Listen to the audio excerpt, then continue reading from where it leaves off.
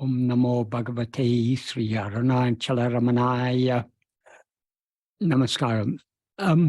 Today I'm going to continue talking about verse 1 of Āṉma-Viddai, but before I do so, I've been asked to say something about the significance of Mahashivaratri. There is a verse, one of the 7 verses that Bhagavan translated from the Arunachala Mahatmyam. The Arunachala Mahatmyam is a collection of different Puranic texts, mainly from Skanda Purana and various other Puranas, about the greatness of Arunachala. Bhagavan adapted several verses from that into Tamil. Some of the Tamil verses are summaries of several verses in Sanskrit. Some are translation of, sometimes he packed the meaning of 2 verses into one in Sanskrit into 1 verse in Tamil. But anyway, in these 7 verses, Bhagavan gives us some idea about the Puranic tradition, about the greatness of Arunachala. So the 3rd of those 7 verses, he mentions Mahashivaratri. That is what he says in this verse is, not the 3rd, the second. Adi Arunachala per Abbudalinga Turukol, Adinal Maharil Adire. That's the first sentence. What that means is the original day on which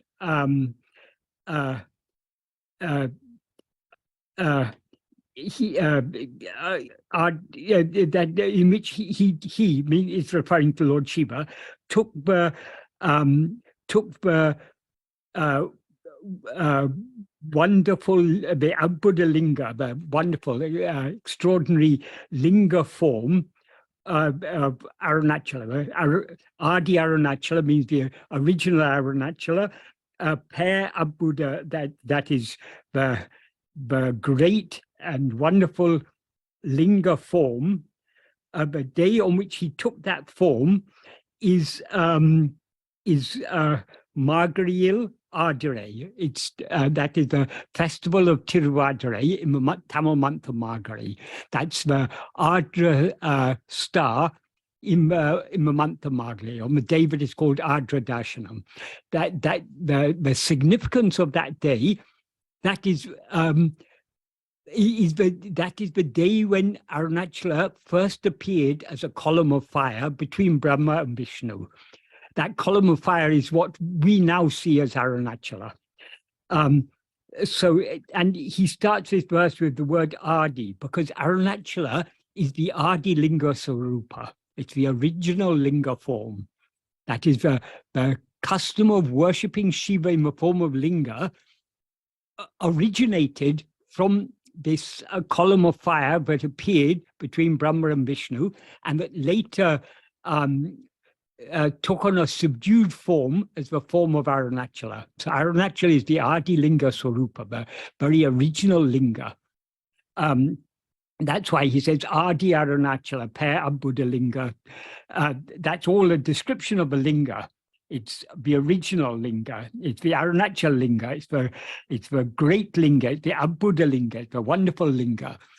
So that's all the description of that linga, but is Arunachala. And the day on which Lord Shiva first took that form is the day of the Ardra star in the month of Margari, the festival that in Tamil is known as Tiruvadurai. Bhagavan was actually born during the Tiruvadurai celebration. That is in Tiruchuri, where Bhagavan was born. The celebrations were just concluding, and Lord Shiva and his consort Sahayabali, they were re-entering the temple at the conclusion of the festival.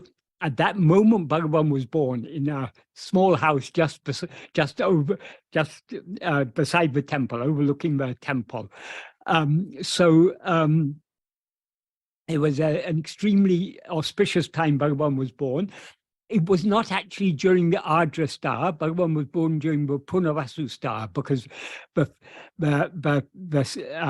star had changed, but it was still during the festival. So it was near the conclusion of that festival, Bhagavan was born in this world. So the same day that Arunachala first appeared as a column of fire, he appeared in human form as our Bhagavan Ramana, our beloved Sadguru, who is Arunachala himself. So that's the first half of this verse. But then he goes on, at Jyotirum Isane Mal Munna Amara Etivari Pattanal Masi Shivaratri Amatru. What that means is the day on which Mal means Lord Vishnu and other Amara, other gods worshipped the Lord Isan, that means Lord Shiva, who had risen in the form of that light. That day on which they worshipped him is Masi Shivaratri Yamatru. Masi is the name of the month. Every month, actually, there is a Shivaratri. The 13th waning moon every month is a Shivaratri, but this is Mahashivaratri, the great Shivaratri in the month of Masi. So on this great Shivaratri, Shivaratri means the night of Shiva. So of all that occurs 13 times a year, because there are 13, that is, the moon goes through 13 phases each year. So, but of all the Shivaratris, the great one is the Masi Shivaratri, because that is the day when Brahma and Vishnu searched. Brahma went flying upwards in the form of a swan to find the top of the column. Vishnu, being very humble, took the form of a boar and burrowed down to find the feet. He wasn't, that is in that story, what Brahma and Vishnu represent in that story. Brahma represents the outward going intellect, but tries to find the truth by going outwards. Vishnu represents the ego that is willing to surrender itself, but subsides back within. So his burrowing down represents burrowing in, going deep within ourselves. So neither of them found the top or bottom, but whereas Vishnu humbly admitted his inability to find the foot of the column of fire, because it's Adimudikana, that is the feet and the beginning and the end cannot be found. The feet and the head cannot be found.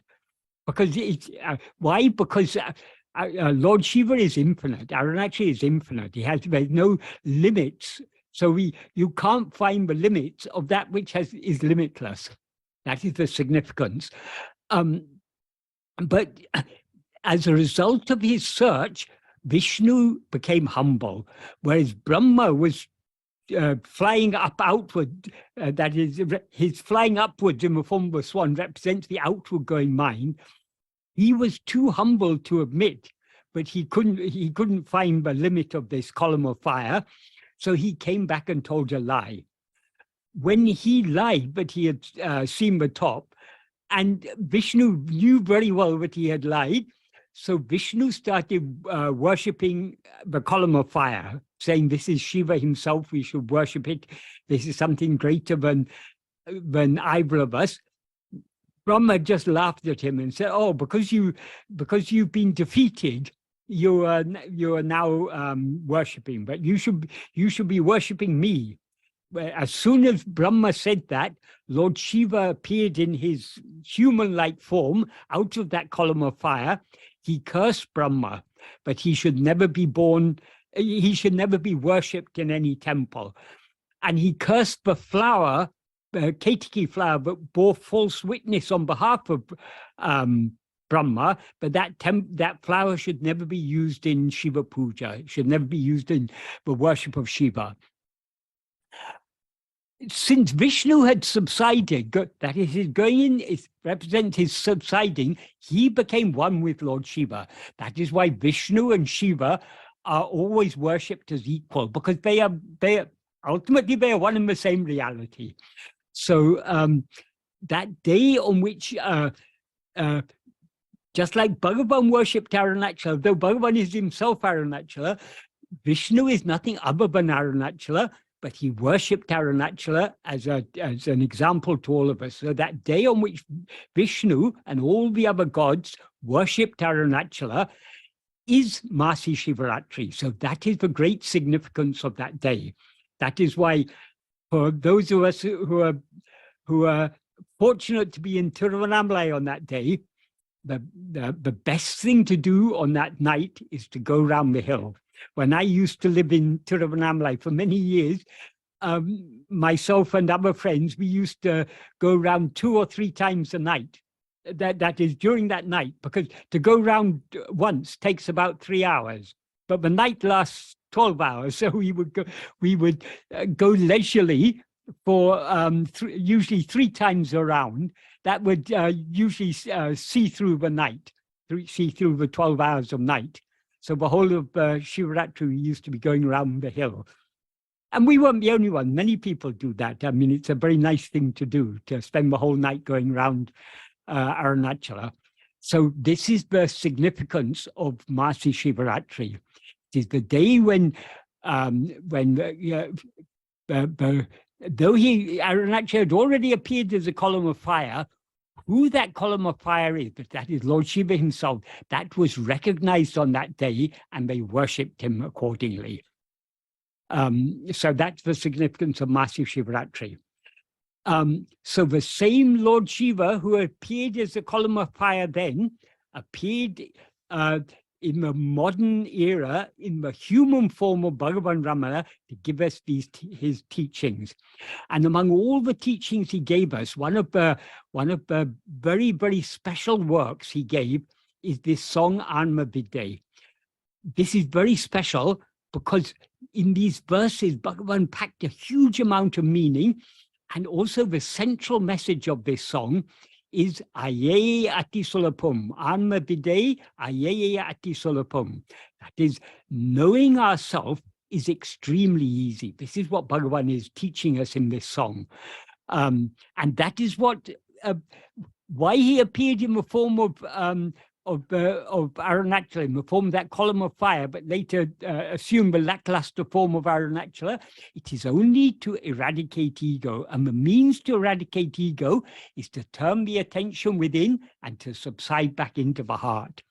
So all these things, these Puranic stories, and these very deep teachings that Bhagavan is giving us, they are all intimately related and connected. So regarding this first verse, last time I had explained in detail about the first sentence. There are 2 main sentences in this verse. So just to remind what I was talking about last time, that is what Bhagavan says in this verse is, in the first sentence, he says, meyyāy nirantaram tān āyādu, or tān ṇaiyādu, it can be split in either of 2 ways, dirundiḍavum, poyyā udumbu ulahum meyyāy muḷaitteṛrum. What that means is, though oneself exists incessantly and indubitably as real, the body and world, which are unreal, arise sprouting as real. So that's the first sentence that I explained in detail last time. Then the second sentence is, when the second sentence he says, poyyā niṇaivaṇuvu, that means thought which consists of unreal darkness, or the unreal thoughts that consist of darkness. We can take it either way. It doesn't make any difference. That the thoughts are darkness, and the thoughts and the darkness are both unreal.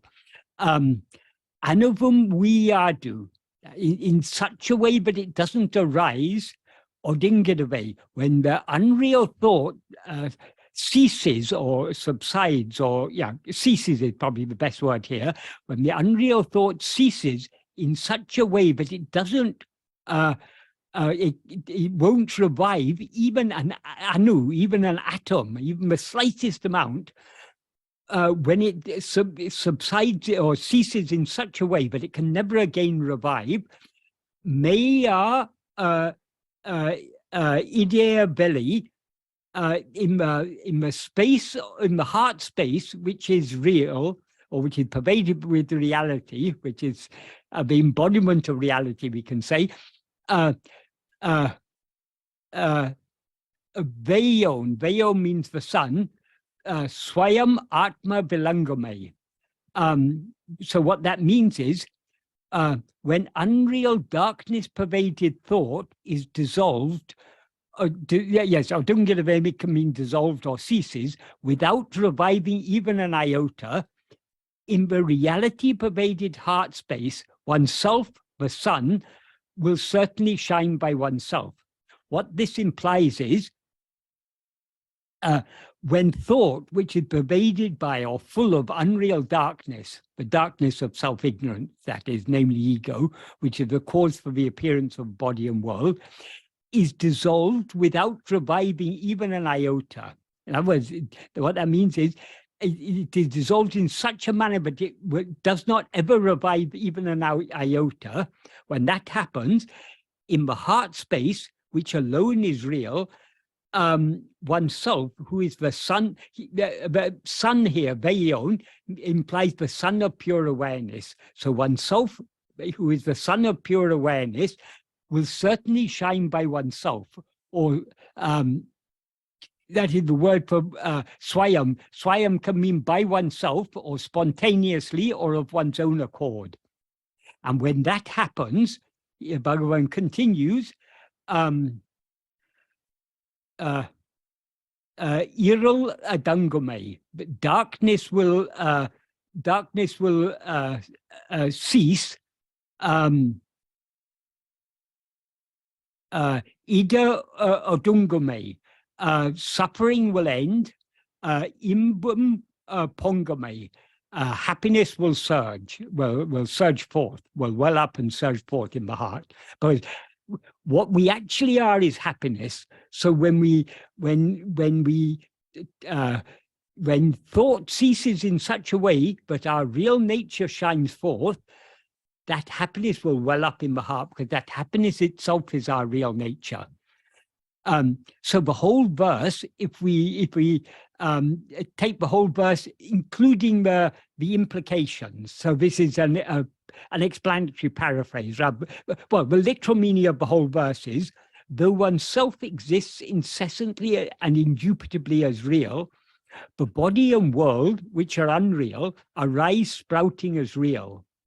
When unreal darkness pervaded thought is dissolved without reviving even an iota, in the darkness pervaded heart space, oneself, the sun, will certainly shine by oneself.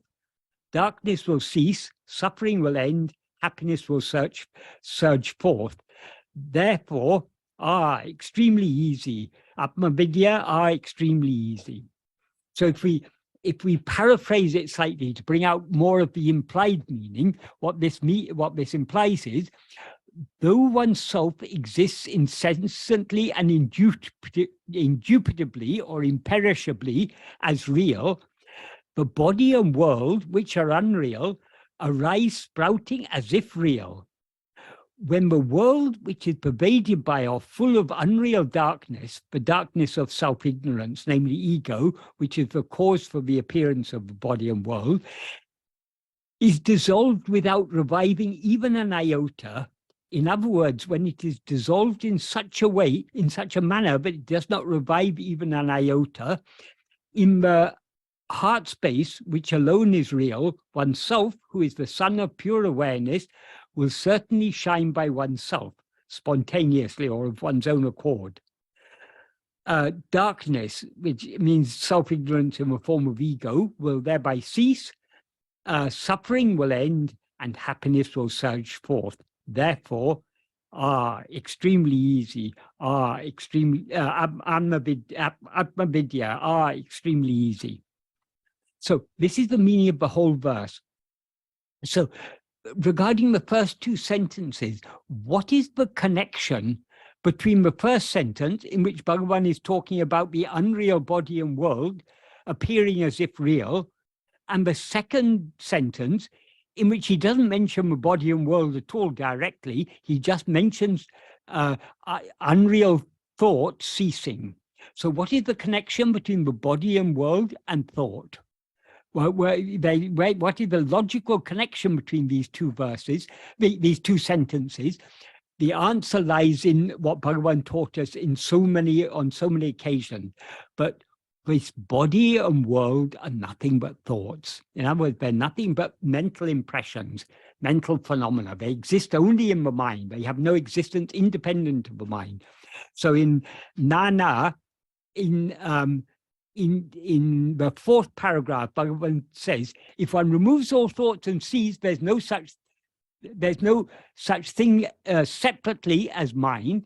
And then he goes on to say, excluding thought, there's nothing as world. So the world is nothing but thought. And he says even more forcefully the same idea in the 14th paragraph of ṇaiyā. He says, Jagam embadu niṇaivaṇuvu. That means what is called the world is only thought, it's nothing but thought. So this whole world it's a mental fabrication. It exists only in the mind, like a dream. A dream has no existence independent of the mind that sees it. It's a mental fabrication. Exactly the same with the world we are perceiving now. So, as I say, last time I discussed in detail the first sentence. So now I'll continue talking about the second sentence. The body and world are just thoughts. So when all thoughts cease, there is no body or world, but only the fundamental awareness I am. This is the implication of the second sentence. In the main clause of the first sentence, he says, the body and world which are unreal arise sprouting as if real. So what is the seed from which they sprout? In other words, what causes them to appear and seem real? The seed or cause is thought, as he implies indirectly in this second sentence. When unreal darkness-pervaded thought is dissolved without reviving even an iota, even an atom, that means, in the reality-pervaded heart space, oneself, the sun of pure awareness, will certainly shine by oneself. Oi meyyā niṇaivaṇuvu anavum viyādu oḍuṅgkiḍavē means when unreal darkness-pervaded thought is dissolved without reviving even an iota, in which viyādu is a negative adverbial participle that means not reviving or without reviving, which in this context implies in such a manner that it does not ever revive. So anavum viyādu, without reviving even an iota, it's an emphatic way of saying forever. Therefore, when thought is dissolved without reviving even iota implies when thought is dissolved in such a manner that it does not ever revive even an iota. So the dissolution of thought is what he is referring to here. So the dissolution of thought that he is referring to here is not manolaya, temporary dissolution of mind, but only manonasa, the permanent dissolution or annihilation of mind. So this is the goal of Bhagavan's teaching. He made so clear in so many places, but merely bringing about a temporary dissolution of mind. The mind dissolves temporarily every night when we fall asleep, but that doesn't solve our problems, because the next morning we rise up again as ego. So what we are seeking is not just a temporary dissolution of mind, but the permanent dissolution of mind, manonasa. This is the goal of Bhagavan's teachings. And manonasa implies eradication of ego, because the root of the mind is the first thought I, otherwise known as ego. Only when this ego is destroyed, everything else is destroyed. So that is the state of manonasa. The state in which ego is eradicated is the state of manonasa. And since ego is the subject, and everything else is objects, and since objects exist only in the view of the subject, without ego, nothing else exists. What remains when ego is destroyed is only the sun of pure awareness, our own real nature, which is ever shining in our heart as I. Since the unreal appearance of body and world is what obscures our awareness of ourselves as we actually are, and since thoughts are the seeds from which this appearance sprouts, when all thoughts are dissolved in such a manner that they can never arise again, what will then remain shining all alone is our own real nature, Atma-swarupa, the bright sun of pure awareness, as he says in this second sentence, and as he explains in more detail in the following portion of the fourth paragraph of ṇaiyā. That is in the first 2/3 or so of this paragraph. What Bhagavan says is, manam embadu Atma-swarupatillulla or Adisaya Shakti. What is called mind is an Adisaya Shakti, an extraordinary power that exists in Atma-swarupa, the real nature of oneself. It makes all thoughts appear. Oh, by the way, in this first sentence, when he says that this what is called mind is an Adisaya Shakti in Atma-swarupa, and then he says it makes all thoughts appear, we have to understand that what he means by mind in this context is ego, because ego is the first thought that makes all other thoughts appear. So, because the word mind is, we need to understand the sense in which the word mind is used, depending on the context, because sometimes we use the term mind, to refer to the totality of all thoughts, whereas what the mind essentially is only ego, because ego is the one essential thought of the mind. Other thoughts all come and go, but no thought can come or go without the first thought I, which is ego. So so Bhagavan often referred to ego as mind, because what the mind essentially is only ego. So what is called mind is an Adisaya Shakti that appears in Atma-swarupa. It makes all thoughts appear. That is, what is it that projects all thoughts? It is only the mind. It is only ego, that is. Then he goes on to say, when one looks, excluding or removing or putting aside all thoughts, solitarily, there is not any such thing as mind. Therefore, thought alone is the swarupa, or very nature of the mind. And then he goes on to say, this is where he connects it with the world. Excluding thoughts, there is not separately any such thing as world. So there's no world other than thought, is what he means. In sleep, there are no thoughts, and consequently, there is also no world. In waking and dream, there are thoughts, and consequently, there is also a world.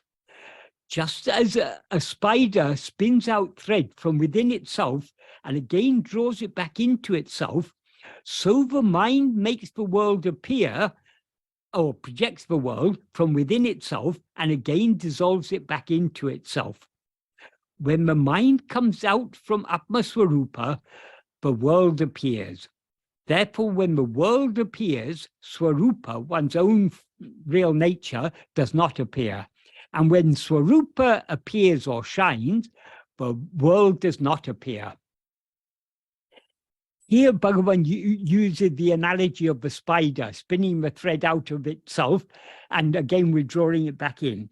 This is an analogy that is used in one of the Upanishads. But in the Upanishads, it is implied that it is Brahman that spins out the world from within itself and again draws it back into itself. Whereas what Bhagavan says here, it is mind or ego that does so. So is this a contradiction between what is said in the Upanishads and what is said by Bhagavan? No, it is not. Because Brahman as Brahman doesn't do anything. It doesn't project this world. It just remains as it is. It's only in the form of mind or ego that Brahman projects this world. So because the world is, as Bhagavan said, it's just a dream. And the dream exists only in the view of the dreamer. So who is the dreamer? The dreamer is ego or mind. So it's only ego or mind that has projected this world. And if ego investigates itself to find out who am I, if it seeks to know its own reality, it will find that what it actually is Brahman. So it is Brahman in the form of ego that projects the world, not Brahman as Brahman. As Brahman, it is just summa irupudu, just mere being. It doesn't do anything. It's only in the when we rise as ego, we project and perceive this world.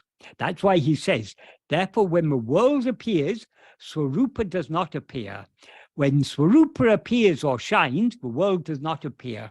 Why is that? So long as we see the world, we who see the world are ego. That is, it's only when we take ourselves to be a body that we see a world. So the world appears because we've risen as ego. And ego is what obstructs our knowledge of our own real nature, our knowledge of Swarupa. Because as ego, our real nature is just I am. As ego, we're always aware I am, but we're not just aware I am. We're aware I am this person, I am this body, I'm such and such a person. So ego is what prevents us knowing ourselves, and it's the very nature of ego to always know a world. So long as we know a world, that means we who know the world are ego. And because we are as ego, we can never know ourselves. So it's only by turning our attention back within, away from the world, as Bhagavan says in verse 16 of Upadesha, Veli videngale vittu, leaving external phenomena, manam tan oli uru ordale undipara, unmei unichayam undipara. That means letting go of external phenomena, the mind knowing its own form of light alone is real awareness. In the Sanskrit version, he says, drisya bharitum. That means we're drawn from the drisya, from the objects. Chittam atmanaha chitva darshanam. The chitta, the mind, knowing its own chitva, its own nature as awareness, that alone is tattva darshanam. So we, in order to know ourselves as we actually are, in order to have swarupa darshanam or tattva darshanam, the mind needs to be withdrawn from all phenomena, all the world, and turn back within to see its own real form of light. In other words, the light of pure awareness, I am.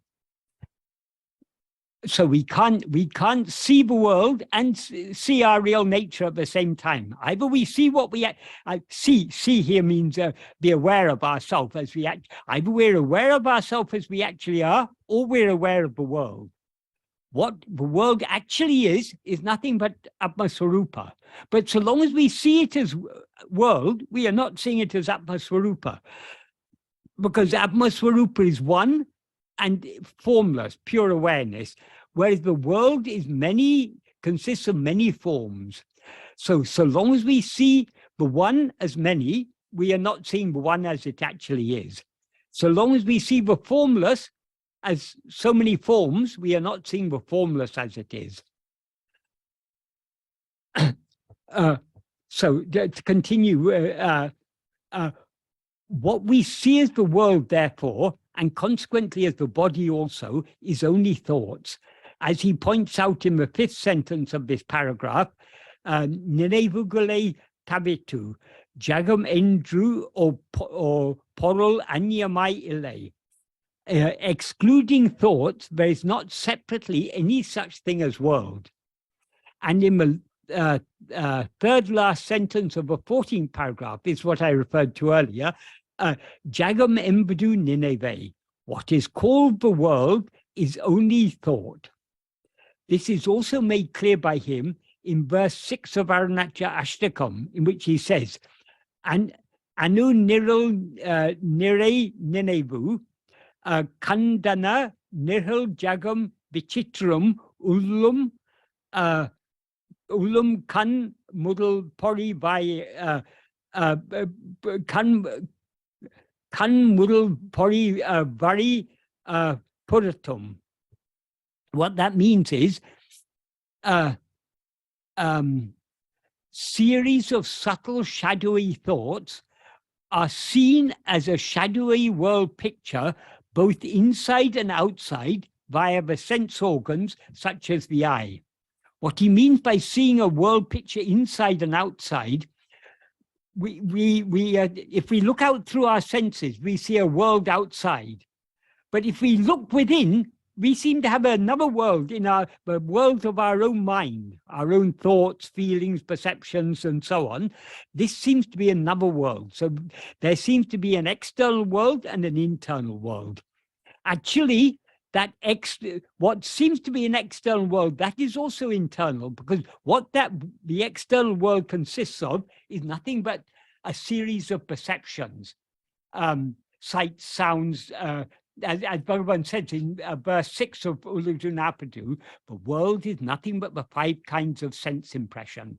So the 5 kinds of sense impression are sights, sounds, tastes, smells, and tactile sensations. Apart from these, there's no such thing as world. So since these are all mental impressions, what seems to be an external material world is actually an internal world of mental impressions. That's the point he's making. But it seems to us as if there's an internal world and an external world, but both actually are internal.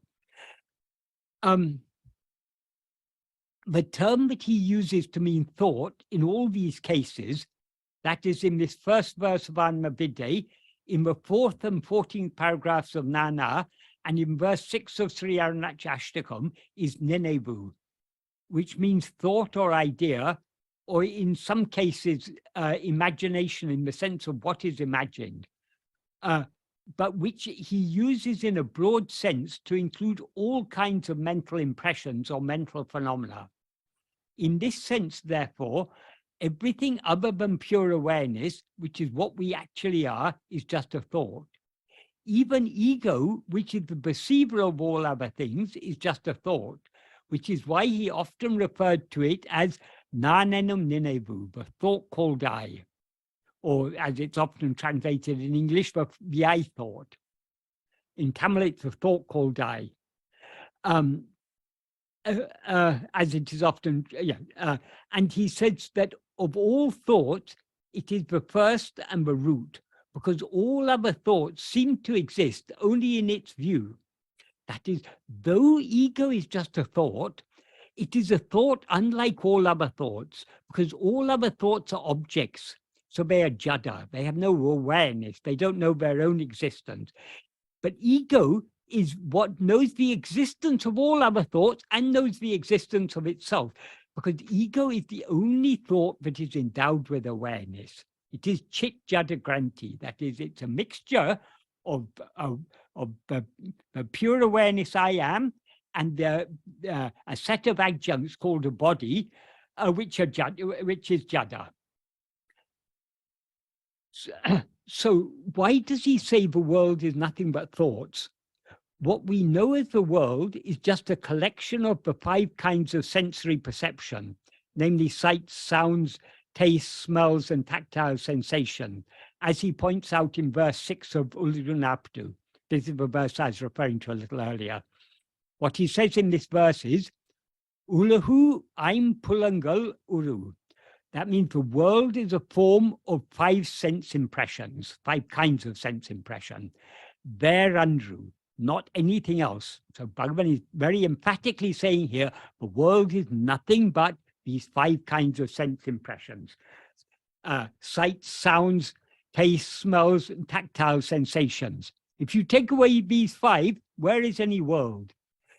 What Bhagavan implies here, the world is entirely mental. It exists only in it's just a series of mental impressions or sense impressions.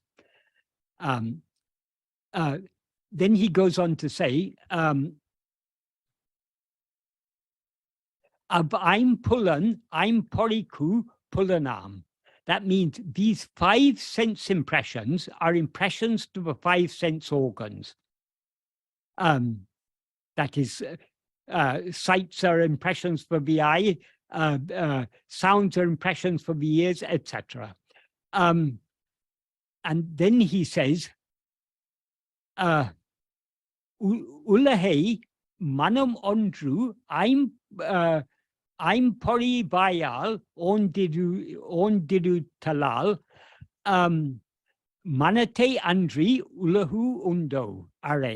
What that means is, since the mind alone perceives the world by way of the 5 sense organs, say, is there a world besides the mind? So the world doesn't exist apart from the mind. The implication here is, as he said in the 4th and 14th paragraph of ṇaiyā, but the world is nothing but sense impressions. Both sense impressions are mental impressions, and mental impressions are just thoughts. So the world is nothing but thoughts. This is the connection between the first and second sentence in these verses. If we understand that the body and world are nothing but thoughts, then the connection between the first and second sentences in this verse becomes clear. If we don't understand that connection, then it's not clear, but he seems to be talking about one thing in one sentence and something else in the other sentence. So we have to understand that according to Bhagavan, the world is nothing but mental impressions, and mental impressions are what we generally refer to as thoughts. So if we paraphrase the meaning of this verse 6, what verse 6 of Uludu, what Bhagavan implies in this verse is, the world is a form composed of 5 kinds of sense impressions, namely sight, sounds, taste, smells, and tactile sensations, not anything else. Those 5 kinds of sense impressions are impressions respective to the 5 sense organs. Since the mind alone, or since one thing the mind, that manam ondru can mean one thing the mind or the mind alone, perceive the world by way of the 5 sense organs. Is there any world besides or excluding, apart from, or if not for, the mind? So in other words, there's no world at all apart from mind. So the world is nothing but a series of mental impressions, which are what are otherwise called thoughts. In a dream, we experience these 5 kinds of impression, sight, sounds, etc. And so long as we are dreaming, we assume they are caused by an external world. That is, so long as we're dreaming, we seem to be a small body in a world. So the world seems to be outside of ourselves. But as soon as we wake up, we recognize that they were just a mental fabrication. That is, it's just a mind-generated series of mental impressions. That is a dream. Why then should we assume that the sense impressions we experience in our present state are anything other than a mental fabrication? Why should we assume that they are caused by an external world? Other than these 5 kinds of sense impression, we have no evidence or even indication of the existence of any external world. But since we know from our experience in dream that our mind can fabricate such sense impressions without any external cause, they are no evidence that our mind, Oh, we have no evidence or even indication of the existence of any external world. But since we know from our experience in dream that our mind can fabricate such impressions without any external cause, they are no evidence at all that any external world, external or mind-independent world actually exists. So is there any world that exists independent of our mind, which is what it perceives? In other words, is there any world that exists independent of our perception of it? As Bhagavan points out, any state we take to be waking is actually just a dream. So whatever world we perceive in any such state is just a mental fabrication, and hence it does not exist independent of our perception of it. This is why he asks rhetorically in the last half of this 6th verse of Ulunapadu, Ulahei manam ondru aim pori vayal ondiru talal manate andri ulahu undo. Since the mind alone, or since one thing, the mind, perceives the world by way of the 5 sense organs, say, is there any world besides or excluding the mind?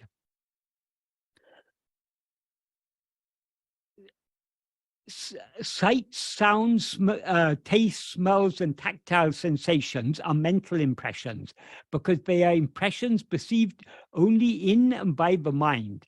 And as such, they are just 5 among many kinds of mental phenomena. So since mental phenomena of all kinds are what Bhagavan means by niṇaivaṇuvu, or any other term that he uses to mean thought or idea, he said that what is called the world is nothing but thoughts. Just as a dream is perceived by the mind, just as a dream is perceived in the mind by the mind, any world that appears is perceived in the mind by the mind. So though the world seems to be a collection of physical phenomena, it is actually just a collection of mental phenomena. In other words, it's just a collection of thoughts. As ego or mind, our nature is to assume that all phenomena that currently seem to be physical exist independent of our perception of them. Even while we are dreaming, we assume that all the seemingly physical phenomena that we are then perceiving exist independent of our perception of them. Because of this natural tendency of our mind, we generally distinguish physical phenomena from mental phenomena. But what seems to us to be physical phenomena consist only of a collection of sense impressions, namely sights, sounds, tastes, smells, and tactile sensations, which are actually just mental impressions. So as Bhagavan points out, all phenomena are actually mental, and hence they are just thoughts. In other words, whatever is perceived or experienced by the mind, either as an object or as the subject, which means everything we're aware of other than our fundamental awareness I am, is mental. So it is just a thought. Therefore, when thoughts do not rise, no phenomena appear, and hence there is no world, nor there's no world nor any body. A world and likewise a body seems to exist only when thoughts arise. This is why he points out in the 4th paragraph of Nana, what we saw earlier, Tukatil niṇaivagal illai, jagamum illai. That means in sleep there are no thoughts and there is also no world. The implication, and consequently there's no world, that's the implication. Consequently isn't actually there, but it's implied there. Jagra swapnangalil niṇaivagal ulla jagamum undu. In waking and dream, there are thoughts, and consequently there is also a world. Though we assume in waking and dream that the world continues to exist, even when we are asleep, we have no real evidence that this is the case. So what Bhagavan points out in these 2 sentences is what we actually experience, A world seems to exist only when there are thoughts, as in waking and dream. And when there are no thoughts, as in sleep, no world seems to exist. So in other words, since we have no evidence that any world actually exists, all we can say about the world is it seems to exist. To whom does it seem to exist? To me. So the world has no existence independent of our perception of it. That's the point Bhagavan is emphasizing. Since other thoughts exist only in the view of ego, which is the darkness of self-ignorance, they sprout only from this darkness, which is unreal, so they are composed of nothing but unreal darkness. This is explaining what Bhagavan, he referred to thoughts as poyyā. Poy means unreal, meyyāy means darkness, and means pervaded, or consisting of. So what remains when all thoughts cease? Only pure awareness, namely our fundamental awareness I am in its pristine state, devoid of all adjuncts which are just thoughts. Pure awareness is like a cinema screen on which moving pictures appear and disappear. On the screen of pure awareness, world pictures, that is, pictures consisting of phenomena of all kinds, appear and disappear. So whether any such pictures appear or disappear, what always exists and shines is only pure awareness. Therefore, pure awareness is what we actually are. And hence Bhagavan refers to it as Atma-swarupa, the real nature, swarupa, of oneself, Atman.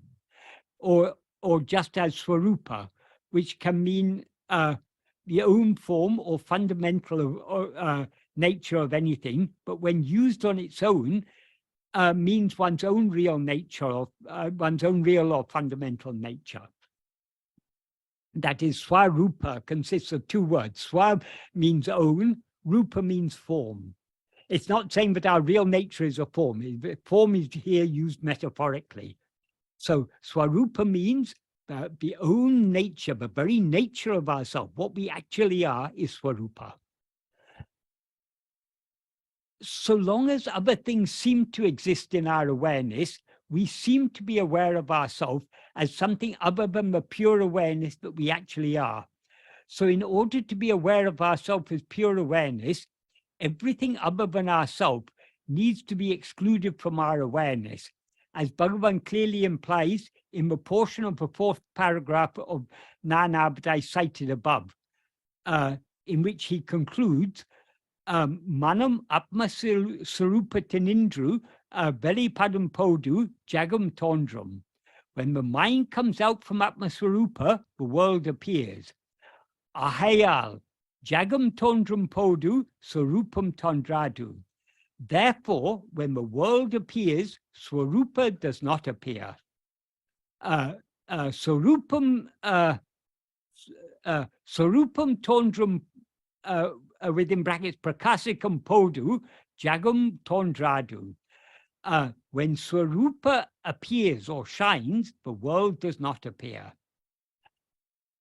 In a cinema, pictures can appear on the screen only when there is a background darkness. If sunlight floods into the cinema, whatever pictures appeared on the screen, so long as there was darkness, will be dissolved.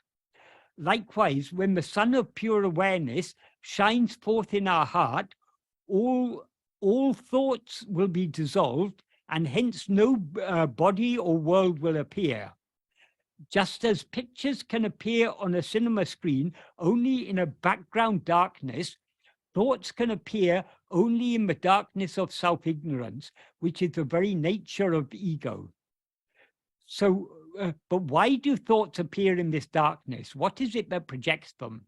Before going on to answer this, I'll just say one thing.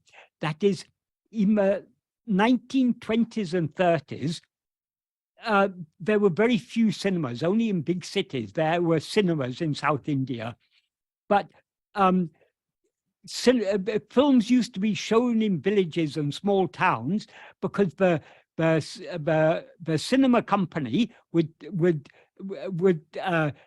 carry around with them a big marquee, a big tent, in which they would set up on the outskirts of a village or town, and set up all their projector and everything inside that tent. And the tent provided sufficient darkness to show the film inside. So since this is how films were usually shown in South India. Bhagavan, of course, never went to such a cinema, but he knew about them. He had heard about them. So he used this as an analogy to illustrate this. He said, in the pictures won't appear on the screen in the absence of any light. If there's no light at all, no pictures will appear. They also won't appear in the full brightness of the daylight. It's only in a limited light with a background darkness that the pictures can appear. So Bhagavan used to say, if a strong wind comes and blows away the roof of the marquee of the tent in which the cinema is being shown, then the sunlight will come flooding in, and what will happen to the pictures on the screen? They'll be swallowed by the sunlight. Exactly the same. When ego is annihilated and the sun of pure awareness shines forth in our heart, it will swallow everything.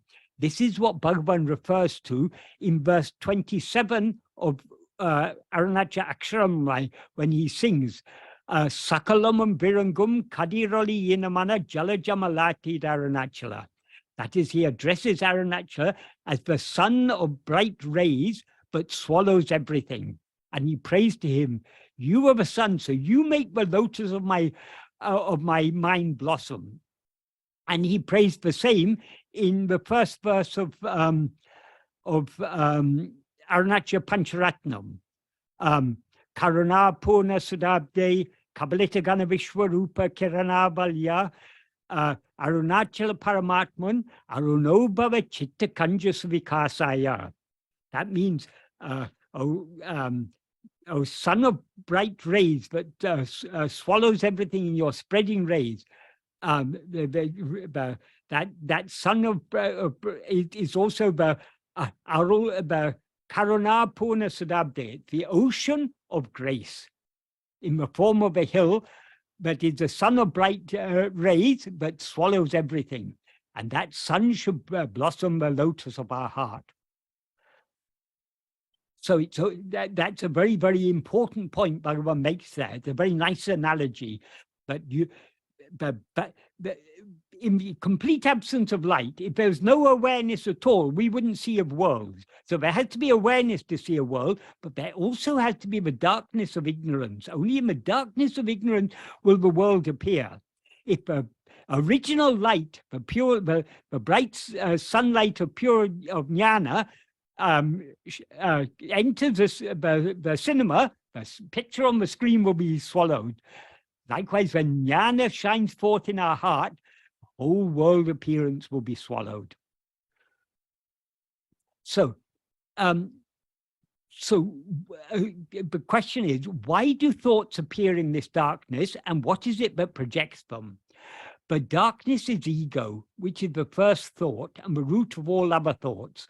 And the nature of ego is to always project and grasp things other than itself, namely other thoughts, as Bhagavan points out in verse 25 of Uludunapadu. What he says in verse 25 is, grasping form, it comes into existence. I'll read the Tamil and then the English. Urupatri undam, grasping form, it comes into existence. Urupatri nikkam, grasping form, it stands. Urupatri undu mika ongam, grasping and feeding on forms, it grows abundantly.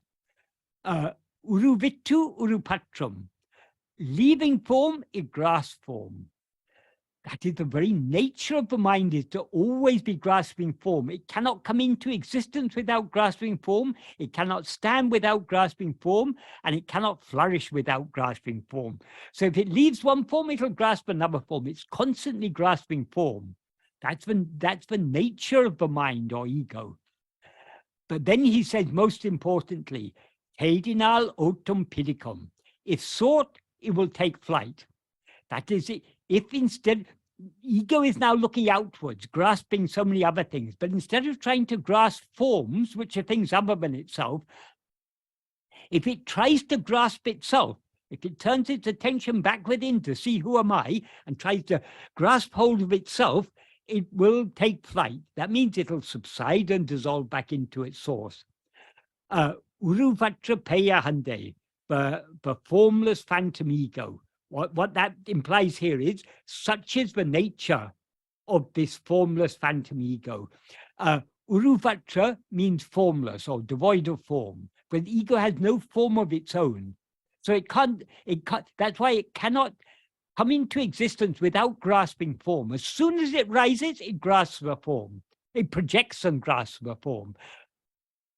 So it's formless because it's got no form of its own. And pay means an evil spirit or a phantom.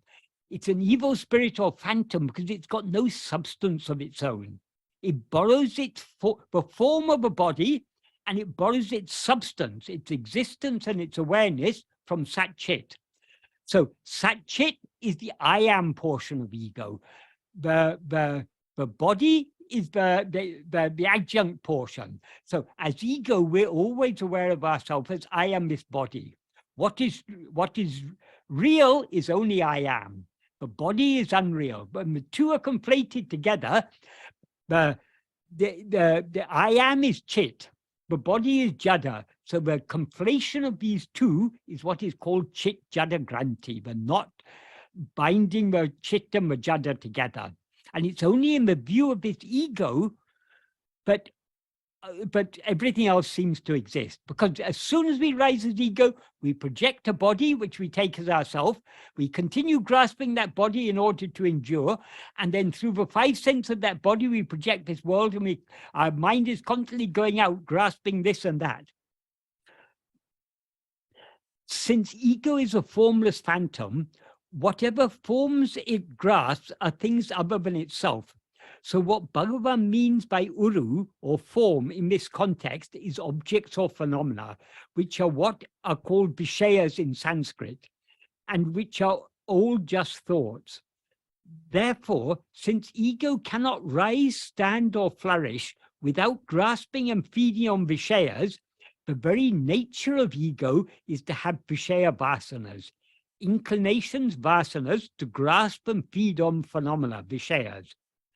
Therefore, since ego is itself the darkness of self-ignorance, vishaya vasanas arise and reside in this darkness, and so long as it exists, it will be filled to a greater or lesser extent with them. That is, ego is not the vishaya vasanas, but having vishaya vasanas is the very nature of ego. The vasanas are just inclinations. Whose inclinations are they? They are ego's inclinations. So ego is not its inclinations, but it's its nature to have these inclinations. Vishaya vasanas are the seeds that sprout as likes and dislikes, which develop into desires, aversions, attachments, fears, and so on, which in turn give rise to all other thoughts and phenomena. So without the darkness of self-ignorance, which is the abode in which all vishaya vasanas arise and flourish, no thoughts would appear. This is why in the second sentence of this first verse of Āṇma-Viddai, he describes thought as poyyā niṇaivaṇuvu, unreal, darkness-pervaded thought. Poy means unreal or false. Meyyā means darkness, and in this context implies the darkness of self-ignorance. Niṇaivaṇuvu means thought, and is a verb that means to become full, spread over, pervade, permeate, combine with, abide, stay, remain, exist, or be, but is used here as an adjectival participle. So poyyā niṇaivaṇuvu means unreal, darkness-pervaded thought, or thought which is pervaded by, or which is full of or exists as unreal darkness.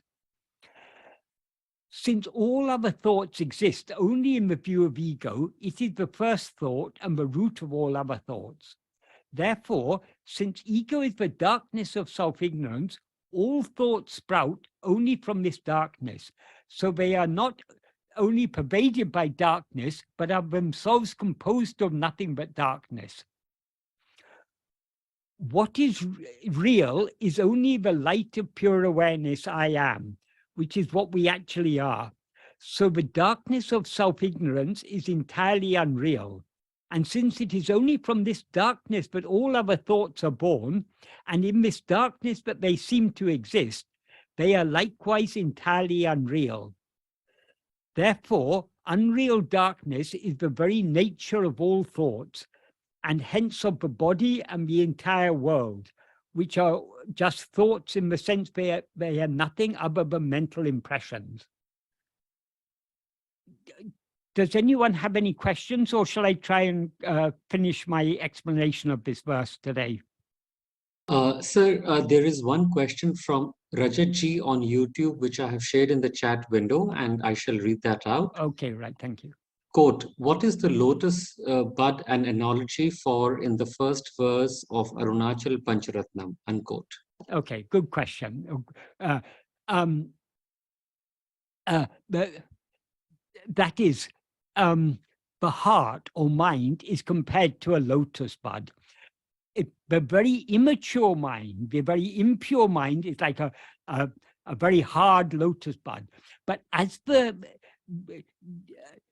on any one day, in a lotus pond, there will be many lotus buds. But on any one day, only a few of them will blossom. But though the others don't blossom, they are gradually being matured by the sunlight.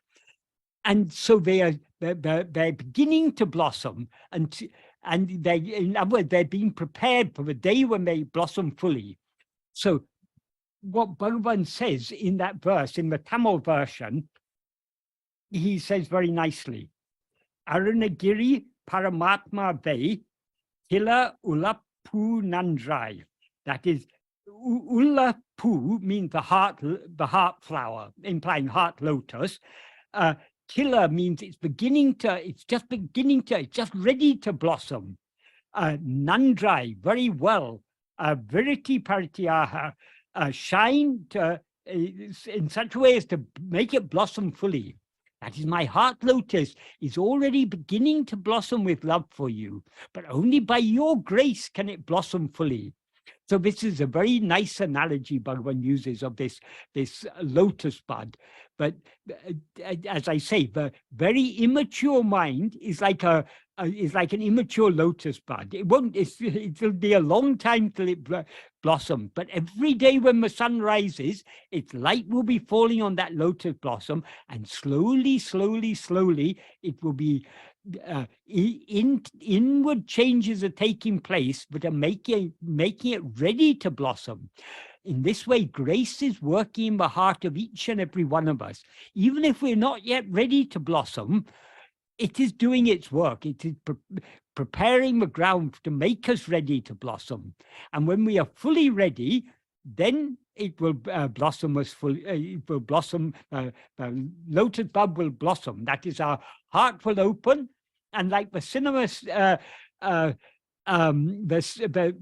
The roof of the cinema being blown away, in the analogy Bhagavan gave, when the lotus blossoms, the sunlight will come flooding in and it will swallow everything. Arol nireivana amadakkadale birikadi ral yabam virangum. It swallows everything. He says the same in Sanskrit. Kabalita Gana Vishwarupa. You swallow the entire universe is swallowed in its bright rays. Just like whatever the pictures on the screen may be, if the sunlight comes flooding in, all are swallowed. So when the lotus blossom opens, then the sunlight comes flooding in and everything is swallowed. And what then remains is that sun of pure awareness, which is Arunachala, which is Bhagavan, which is what we actually are. Tattvamasi, you yourself are that. I hope that's an adequate answer to that question. So I don't think there's quite time to finish verse 1 today. So we shouldn't hurry. This Āṉma-Viddai is a very, very deep work. That is a huge amount of very deep implication Bhagavan has packed into these verses. So let us proceed. Let us take our time and work our way through these verses little by little, even if it takes. I started talking about verse 1 last month, and I'm going to finish next month, and then we'll so let it take as long as it takes. But I think it's worth going through this work very thoroughly, because there's so many important ideas in this song, very fundamental ideas that are very fundamental to Bhagavan's teachings. In a sense, he's summarized all of his teachings in these 5 short verses of this song. So it is worth taking time on it.